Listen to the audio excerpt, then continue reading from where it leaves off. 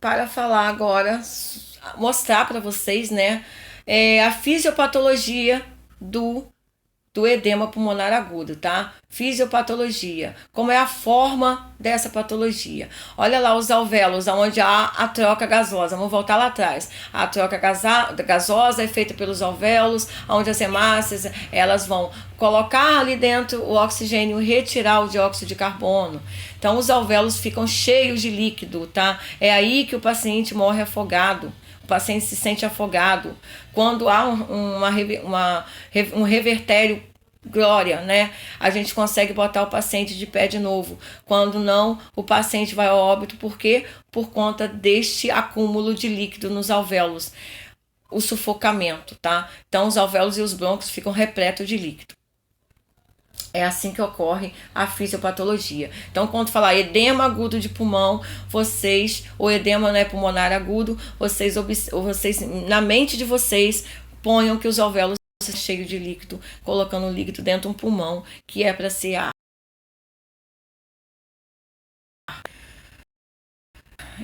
Pneumonia ou a gente, essa septicemia aqui é uma. Desculpa, eu tomei um susto aqui com a porta. É uma sepse, tá? Ele vai também leva ao edema pulmonar, mas por um mecanismo diferente, tá? A pneumonia por um mecanismo diferente. Outra alteração que leva ao edema pulmonar é a diminuição de proteínas circulantes no sangue, seja por problemas nos rins ou no fígado. Então, gente, nós temos uma interligação absurda no organismo, né? Imagina só, quando você vamos supor que você tem um paciente que faça hemodiálise, então ele tá com baixa de proteína circulante no sangue por conta das medicações que ele toma, da hemodiálise que ele é submetido semanalmente, 2 vezes até 3 vezes semanalmente, tá? E algum agravo também no fígado, ele vai atingir lá no nosso pulmão. Por quê? Porque o sangue, ele passa por todo o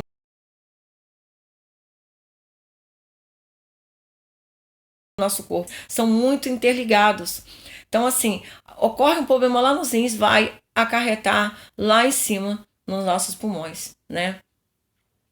Quando o nível de proteína no sangue diminui, há uma tendência de acúmulo de líquidos nos pulmões. Por quê? A proteína, ela dá uma viscosidade ao sangue. Quando há a perda dessa proteína, o sangue ele vai ficar um pouco mais solto, mais rarefeito. Então, como tem líquido no sangue, nosso sangue é feito de bastante líquido, obviamente, né? A proteína que dá a viscosidade, o que vai acontecer? Ele vai passar muito líquido, tá? Nos nossos alvéolos e pulmões também. No restante da parte, tá? Pulmonar.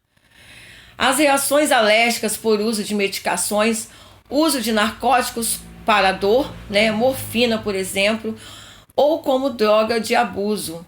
Então, olha só, gente, a morfina, ela vai sim sanar a dor, mas o uso dessa morfina como narcótico, muita gente ocasionar também o edema pulmonar agudo, tá? Radioterapia para tumores de tórax podem também ocasionar o edema pulmonar. Quando uma pessoa muda rapidamente de um local de baixa altitude para um de alta, o edema pulmonar agudo também pode ocorrer. Então, lembra quando o Brasil vai jogar lá nas alturas? Eu não sei, tem um país aí que o Brasil vai jogar e que é alto, né? Então, que eles falam que os jogadores, né, a seleção, ela tem que ir antes para começar a acostumar com a altitude. Então, quem conhece de futebol tá sabendo o que eu tô falando. Eles ficam lá, eles vão antes do jogo para acostumar com a altitude. Aí vai ter uma produção X de hemácias porque tá na altitude. Então, isso tudo também pode acarretar. Quando os jogadores eles chegam lá em cima, eles têm todo um processo de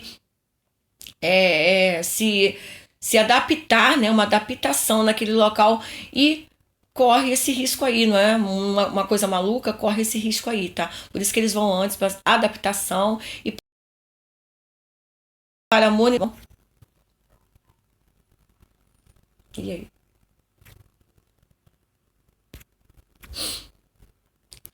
vamos falar sobre as manifestações clínicas, tá?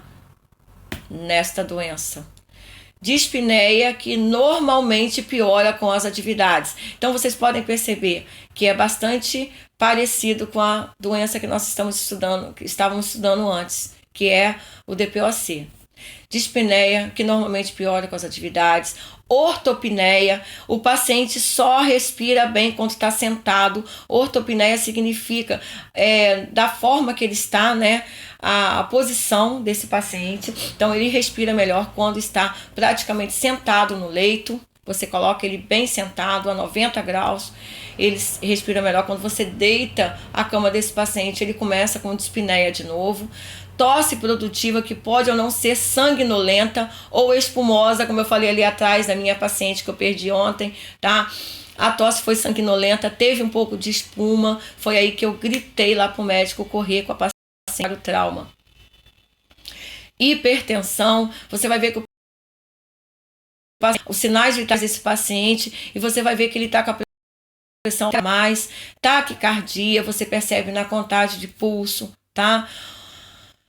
Opressão torácica, sibilos, que são aqueles ruídos, a cianose, lembra a cianose? Ó, cianose, que são aquela cor azulada, o paciente começa a ficar cianótico, ansiedade. Por que o paciente fica ansioso? Ele fica se batendo, ele não consegue, ele não quer ficar sentado, ele não quer deitar, ele quer sair do leito, ele começa a se bater. Por quê? Porque ele fica ansioso, porque ele está, gente, começando a sentir a falta do ar. Ele está começando a sentir desconforto pelo pulmão dele começar a encharcar de líquido, tá?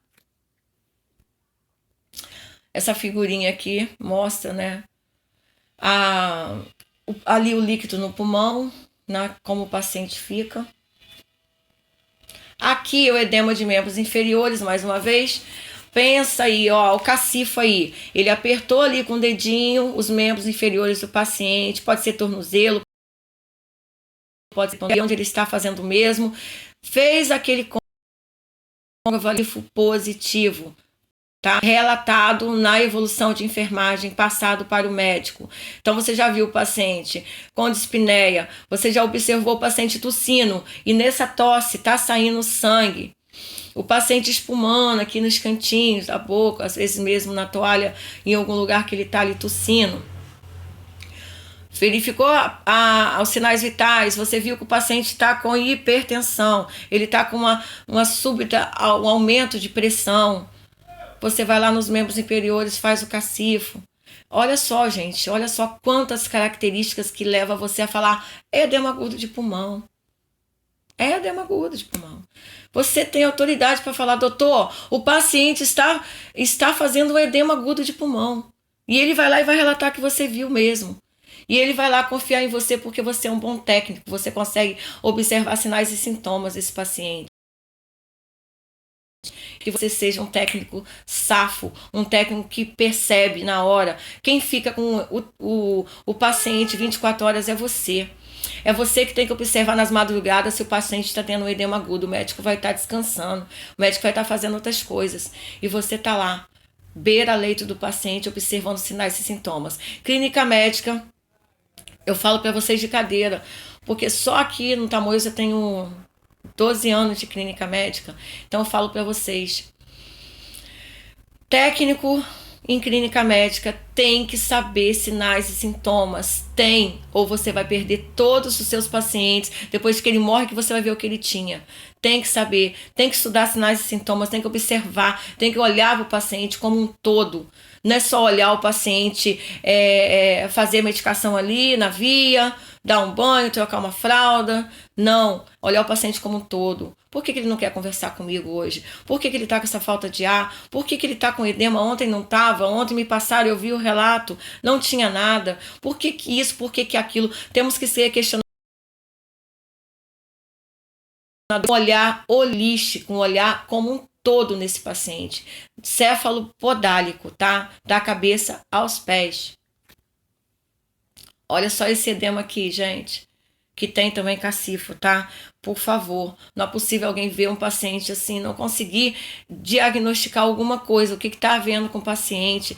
Isso aqui, o edema, ele tem que vir acompanhado de outras coisas para ser o edema agudo de pulmão. Talvez isso aqui seja mesmo porque o paciente perdeu acesso, né? O soro extravasou naquele membro onde ele está. Então, assim, tudo é uma questão de observação. Tudo é uma questão de saber o que está vendo e saber que um caso leva ao outro e que 3 ou 4 sinais vai diagnosticar uma doença para você.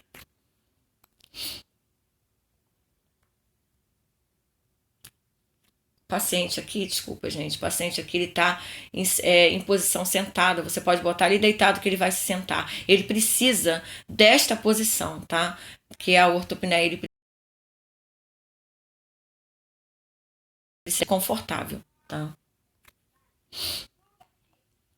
Qual é o diagnóstico do edema pulmonar agudo? O que os pacientes se referem associado ao exame físico. O paciente vai te relatar: eu tô tossindo, tá saindo sangue aqui, ó, na minha toalhinha. Eu tô me sentindo sufocado. Eu não consigo ficar deitado, eu dormi sentado hoje. Ele vai falar sobre você: eu passei a noite inteira sentado. Gente, é um sinal. É um sinal de que vocês têm que avisar o médico, avisar o enfermeiro do que está acontecendo, tá?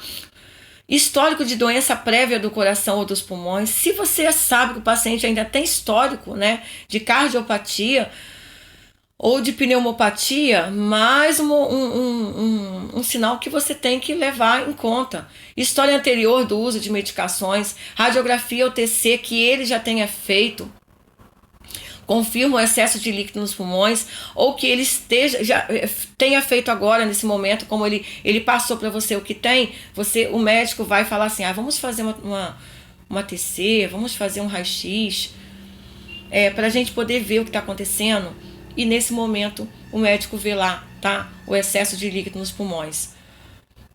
Gente, vou te falar, mostrar a ele o que está acontecendo em sinais.